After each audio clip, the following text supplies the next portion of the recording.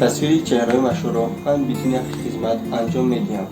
ولی بر عوض مهنتم آنها مرا در صحیفه های خود ترغیب میکنند.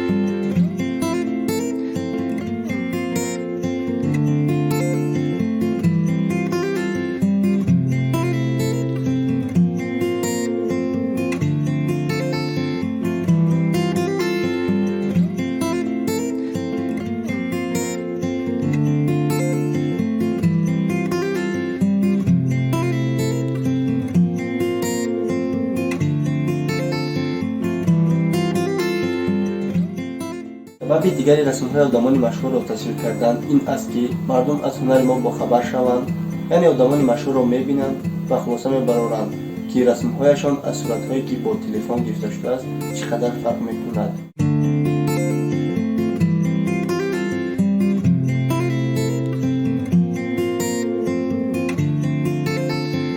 حاضر من با کاغذ و کاغذ رسم می‌کشم و در آینده نیت دارم که رسم‌هایشان را طرز تصویر کنم که در جریان کار تماما قلم استفاده بوده نشود.